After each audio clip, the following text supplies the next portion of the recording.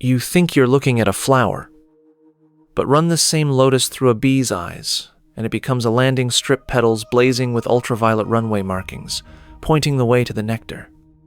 Same flower, two completely different flowers. So which one is real, yours or the bee's? Today's unsettling question. The world. You've been seeing all your life. Is it the world, or is it your eyes? Over the last 2 lessons, you took 2 things apart. Emptiness, nothing, has a fixed independent core, and the 5 aggregates, even the I, is 5 departments working shifts.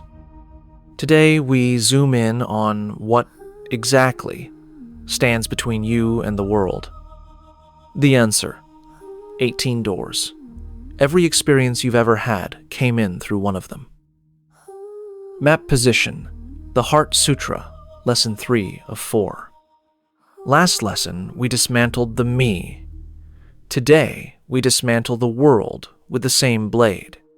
And once we're done, the sutra's strangest line, no eye, no ear, no nose, no tongue, no body, no mind, won't just make sense. It will sound accurate. 3 promises. By the end of this lesson, you'll have met a 6th sense you've been running your whole life without noticing.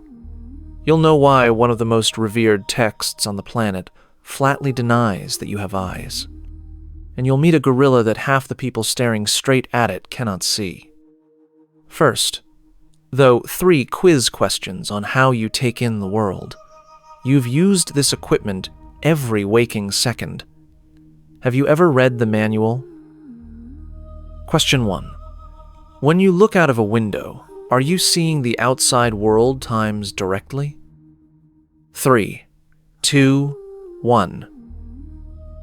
No. What you see is light that bounced off something, entered your eye, and got translated by your brain into a picture. You have never once touched the world directly, only the version your own receiver handed you. A dog walks your street, and its street is a map of smells who passed, how long ago. You walk the same street and get sights and shop fronts. Same street, 2 entirely different worlds, and nobody has ever met the street itself. Even your now arrives late. Light takes time, brains take time, so every present moment you've ever seen was already slightly past. That star overhead tonight may have burned out centuries ago. 1 layer deeper. Your brain is not a camera, it's a prediction engine. It guesses what times should times be out there, then corrects the guess against the incoming signal. What you see is its best estimate, not the original footage. Question 2 harder. The thoughts in your head, do they count as something a sense times receives, the way an ear receives a sound? 3, 2, 1. Yes, the most counterintuitive move of the whole lesson. Buddhism says the mind you're thinking is a sense, same category as eyes and ears. A thought isn't something you times do, it's something your mind times receives, the way an ear receives a sound. Let's test that switch right now. 1 instruction. For the next 10 seconds, no thoughts, not one. Go. How did it go? It can't be done. Thoughts arrive on their own, like whether you only claim them as mine after they've turned up. That discovery is the key to the 6th door.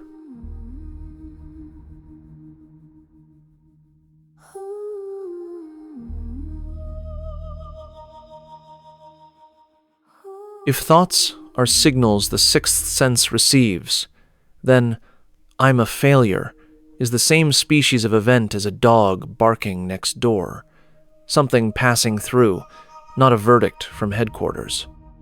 You are not your thoughts. You're the space they're received in. Question 3.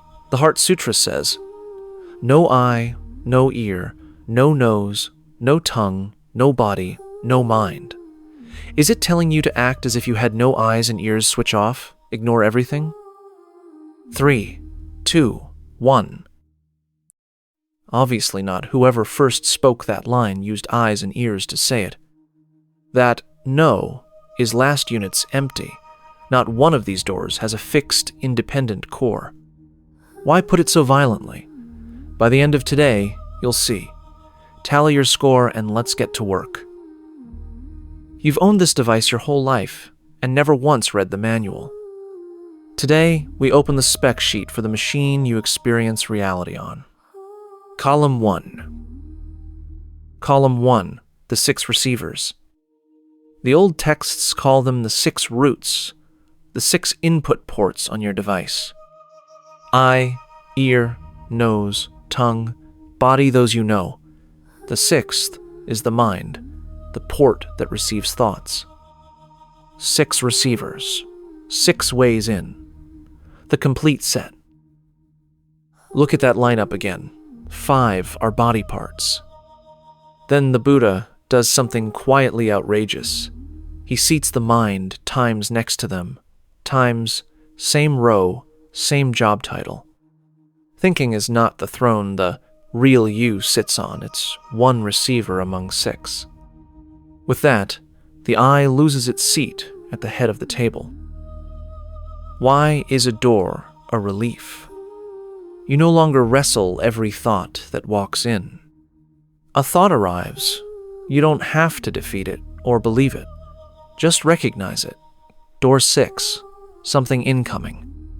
From I must deal with this to I'm watching it pass, a lighter life.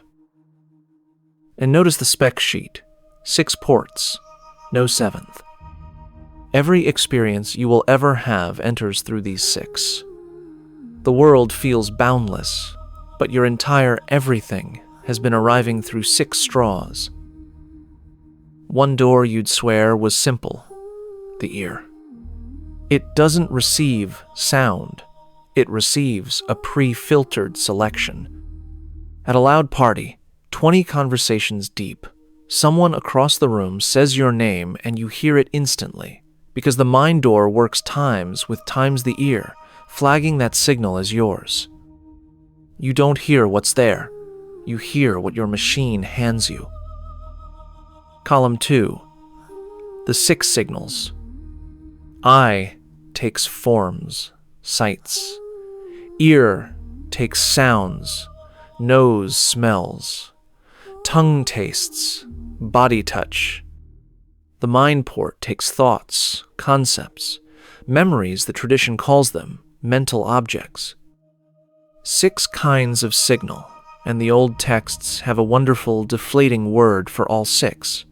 Dust. Mind dust is where most people stall. Pictures and sounds are easy. What the mind receives is invisible. A memory surfacing, a snap judgment, here's what you should have said. Each is a particle of dust drifting toward door 6. And dust implies something. It lands times on times you. It is not you. Now catch a door you ignore all day, the body, receiving touch.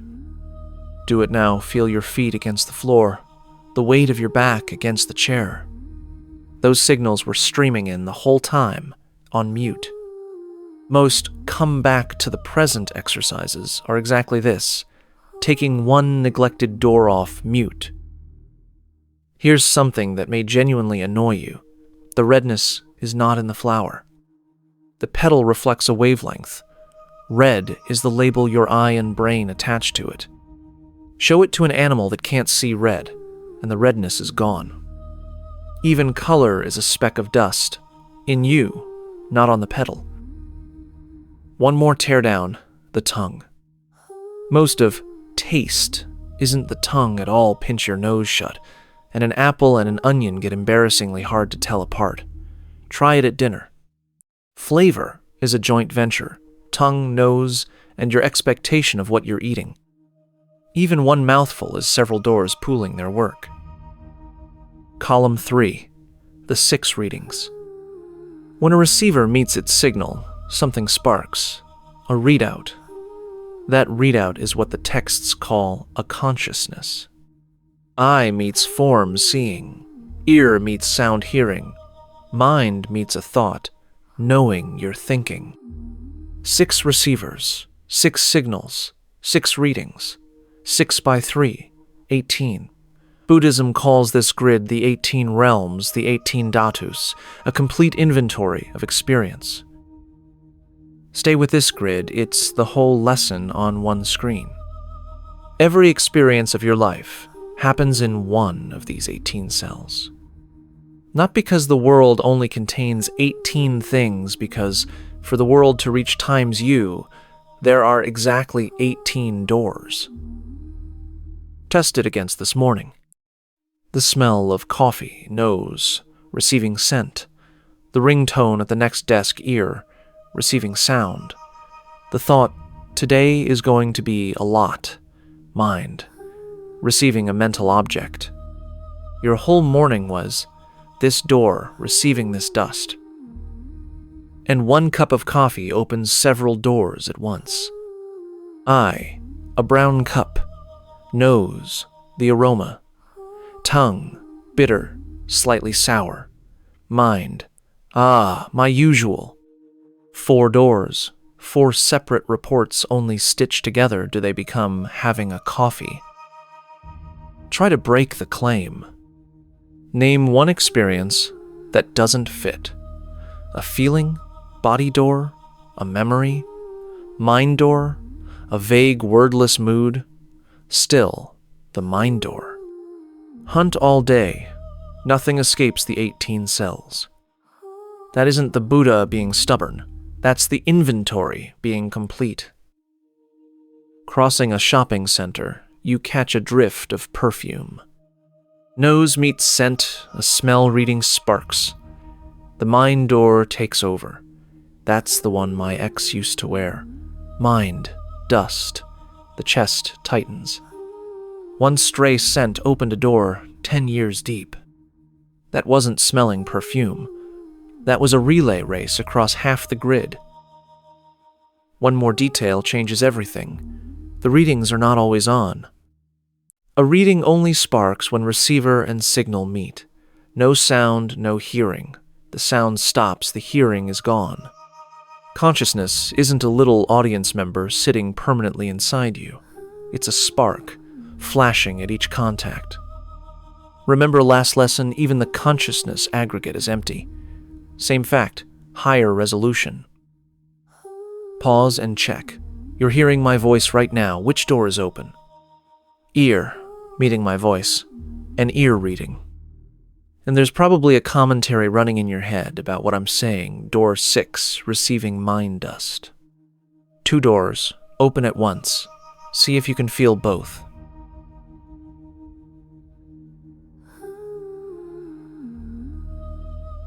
You fall asleep. No sound enters. Where is your ear? Consciousness. Nowhere right then. It doesn't exist. A sound arrives, and hearing sparks back into being. Awareness is not one lamp left on. It's a string of flashes, each lit by a contact. And now, the door this lesson has been building toward, the mind. The first 5 doors face outward sounds, sights, tastes. The 6th faces, times inward times, it takes in your own thoughts. Here's the pivot. If a thought is dust received at door 6, a thought is exactly like a sound, a passing signal, not you. I'm useless. That sentence is not you. It's one particle of mind, dust your 6th door happened to receive. Like a stranger shouting in the street. You heard it, but the shout isn't you. Thoughts are things you times hear, not things you times are times, and that shift unties more knots than almost anything in this course. Door 6 runs a lifetime con. What I think equals what I am. But run the evidence. You can't choose your next thought. It pops in on its own. If your thoughts really were times you, why don't they stop when you say stop. They're dust, not the owner. The mind is a doorway, never a self. The killer evidence is sleep.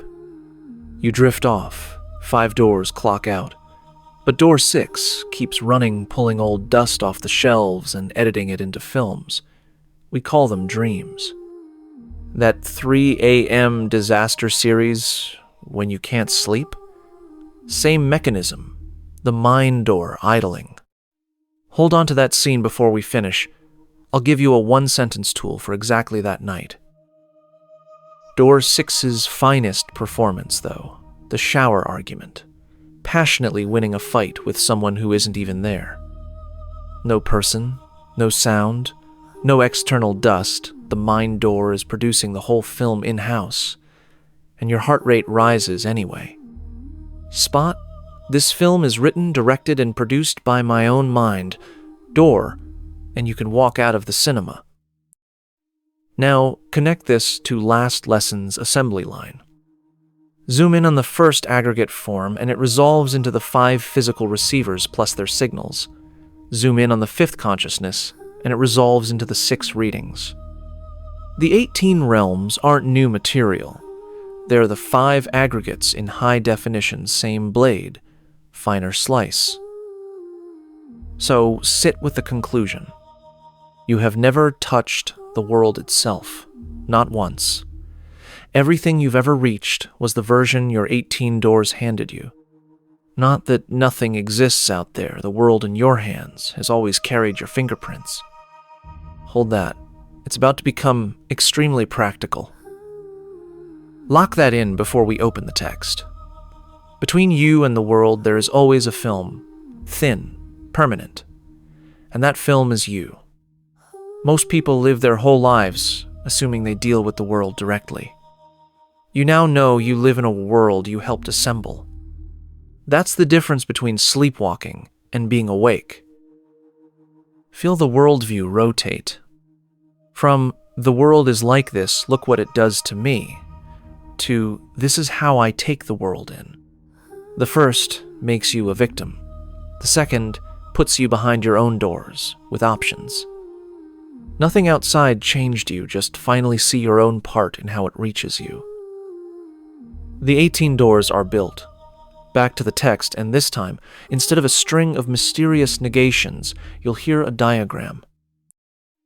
No eye, no ear, no nose, no tongue, no body, no mind. No forms, no sounds, no smells, no tastes, no touch, no objects of mind.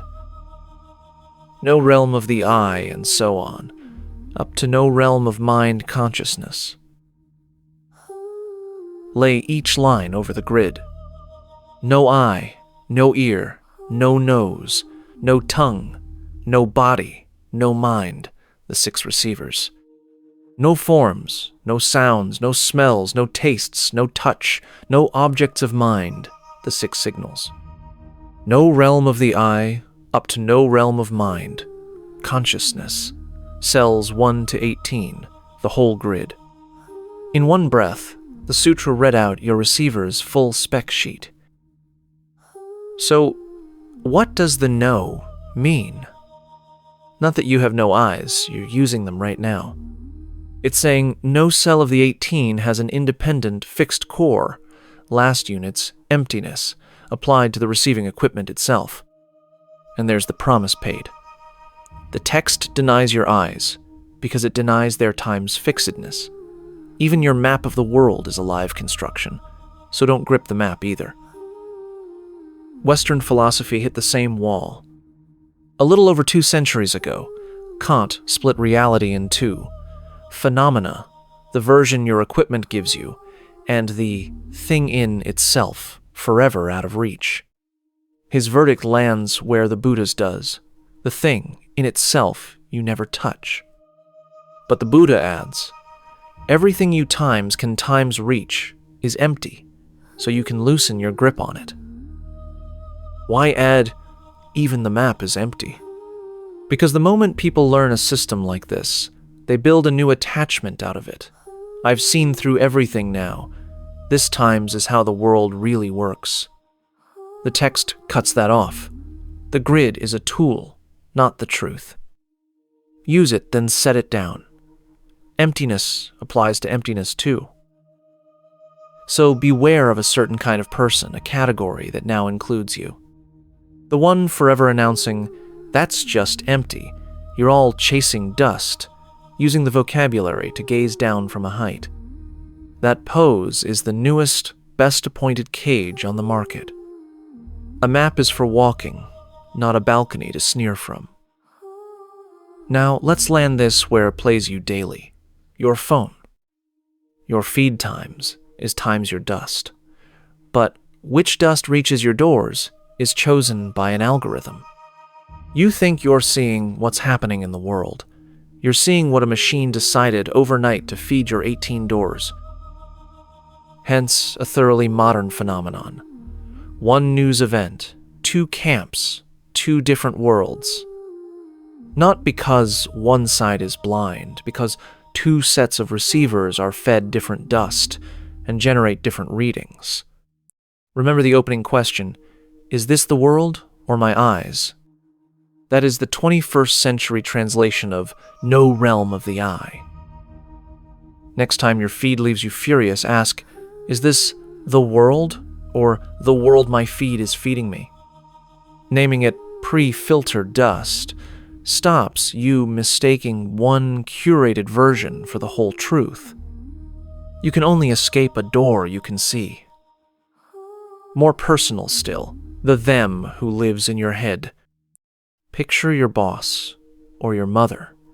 The figure you summon isn't the person. It's a compressed archive of old mind dust filed at door 6 over years. Much of what you're angry at, afraid of, rehearsing for, is that dust version, not the human in front of you. The Diamond Sutra calls these frozen versions marks. A whole lesson on them is coming. One door gets picked open daily, the one where your wants live. Ads, trends, other people's lifestyles, a steady drip of dust into door 6 until you're certain, I genuinely want this. But the one who selected that dust wasn't you. One question stops a lot of spending. Do I want this? Or was I times fed times the wanting? It gets worse. The machine specializes in the dust you can't put down. Outrage, fear, the itch to fire off, a reply that species travels fastest and hooks deepest, so that's what gets served. Your feed is not a neutral window. It's an engine tuned to unbalance you. Next time your temperature rises mid-scroll, ask, does somebody earn money precisely when I'm outraged? Another door cons you gently. Nostalgia. That things were better back then. Ache isn't the past arriving. It's your mind. Door. Today. Cutting old dust into a highlight reel. The reel back then had its own 3 a.m. worries. The dust version just edits out the pain. You're aching for a piece of edited dust, not a piece of time. And the dust that cuts deepest, other people's highlights. The feed serves you everyone's single best frame. The trip, the promotion, the anniversary dinner. Door 6 stamps the label, I'm not enough. But that comparison ran your backstage footage against their trailer. Recognize curated dust, not an entire life. And the measuring stick loses its edge. Quick quiz. 2 people end up shouting over one incident. Statistically, at which door did it go wrong? A, the eye. B, the ear. C, the mind. 3, 2, 1. Almost always C, the mind. The incident. The dust is usually just the incident. But each door, 6 garnished it on arrival. This means he doesn't respect me. She's always been like this. Half the time you're not fighting about the event, you're fighting about the version each mind door manufactured. See that clearly, and a surprising number of fights never need to happen. So the training isn't out there. You can't control which dust arrives. It's noticing, my mind is adding things right now. That part is my seasoning, not the event. Last lesson, you watched your own assembly line. This lesson, you watch your own sixth door. Same lamp, new station. One last case. The 3 a.m. fear. You're lying in the dark. Nothing in the room is happening. 0 incoming dust. But door 6 is on a full production schedule. Tomorrow will be a disaster. Why did I say that? What you fear isn't in front of you. It's mind dust, assembled from spare parts. Recognize dust, not a prophecy, and the room goes quiet again. And here's the one-sentence tool I promised for that night. Rename the door. Instead of, tomorrow will be a catastrophe, say, right now the mind, door, is screening a fear film. One sentence. And you've stepped out of the film and into the audience. The film keeps playing, but you're no longer the character trapped inside it. How do you train door watching? A beautifully plain technique called noting. A sound arrives, silently note. Hearing. A thought pops up, thinking. No judging, no chasing away. Just tag each experience with its door. Practice enough, and one day, mid-fury, the note fires by itself and your hand is already loosening. 3 traps to diffuse. Trap 1. If it's all my own eyes, is the world fake? No, the dust is real. Stub your toe and it genuinely hurts. But everything you touch arrives co-produced by your receiver. Trap 2. The mind's ascent, so stop thinking? No, stop treating every thought as a royal decree. It passes. Trap 3. I've mastered the 18 realms. Careful that I see through it all is a brand new cell your 6th door just built. Back to the flower. The bee's world and yours neither is the right one. Both are outputs of a receiver. This isn't an invitation to doubt everything and drift into nihilism. It's an invitation to hold your version with some humility. The 18 realms aren't asking you to believe nothing is real. They're saying, you've worn a pair of tinted glasses ground from 6 receivers and 6 kinds of dust every day of your life. You can't take them off, but you can times they're on, and the knowing alone relaxes the picture. Blindness isn't wearing glasses. Blindness is not knowing they're on. And this turns unexpectedly warm. You live behind your 18 doors. So does everyone, each person sealed behind their own receiver, watching a different world. When someone does something incomprehensible, it's often not malice. Their machine receives dust yours has never carried. See that, and you argue a little less and understand a little more. Be precise here. Everything reaches me through my own doors is not a reason to trust nothing and go gray. It's how you trust times intelligently. Keep using your eyes, knowing they have blind spots. Keep your convictions, leaving one gap open for I may have missed something. Humility isn't weakness. It's the operating margin of people who see clearly. Since dust can only enter through doors, you hold one concrete power: guard them. The tradition literally calls it guarding the sense doors, choosing what you let in. The account that reliably feeds you rage or comparison, you're allowed to unfollow it. The late-night scroll that wrecks your sleep, you're allowed to close it. Not hiding from the world, your doors have finite bandwidth. Refuse to have them stuffed with junk. One famous experiment shows how few doors are ever truly open. Yes, the gorilla. Psychologists asked viewers to count basketball passes on video. Halfway through, someone in a gorilla suit strolls into frame, thumps their chest, walks off. Roughly half the viewers never saw it. Not blind, fully booked. Their doors were occupied. Wherever your attention goes, that's the only world you get. No eye, no ear, no nose, no tongue, no body, no mind. No forms, no sounds, no smells, no tastes, no touch, no objects of mind.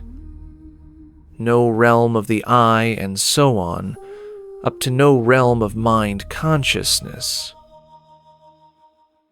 One breath, and the text said no to all 18 realms. But listen to what it's doing, loosening your entire receiver, one cell at a time, gently. As you listen, pick the door times you times grip most tightly. The eyes, door 6. Put it in the comments, I'm genuinely curious which door owns this audience. One sentence to take home. You have never seen the world, you've seen your doors. 6 receivers, 6 signals, 6 readings, 18 realms, your only interface with reality. Not distrust the interface. Remember it's there. Because the person who remembers stops mistaking their own eyes for the whole world. Don't mishear this lesson. Nothing was taken from you. You still have the world you woke up with, plus one new thing. You know how times it gets in. From I see the truth to I see my doors, from locked behind them to standing in front of them. Exit quiz, 3 questions. 1. The 18 realms are which 3 sets multiplied? 6 receivers, 6 signals, 6 readings, 6 by 3.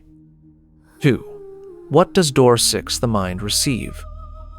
Mental objects, thoughts, concepts, memories, exactly why a thought is not you. 3. The no in no realm of the eye, meaning, not that you have no eyes, all 18 cells are empty of fixed core. Don't grip the cells or the map. Map check, 3/4 through the Heart Sutra. You've dismantled the me, 5 aggregates, and the world, 18 realms. One lesson remains, and it's the payoff. A mind with nothing in the way. What happens to fear itself once you stop gripping this machine? This week's experiment. Name one door. Pick a day. At any random moment, say one sentence in your head. Right now ear, receiving sound. Or right now mind, receiving a thought. Don't fix anything, just identify which door is open. This is one door, not the whole world, and you're standing behind it instead of trapped inside it. Why does something so small work? Because the instant you say ear, receiving sound, you've stepped behind the door, the sound is no longer the whole of you. That sliver of distance is where freedom starts. Change nothing.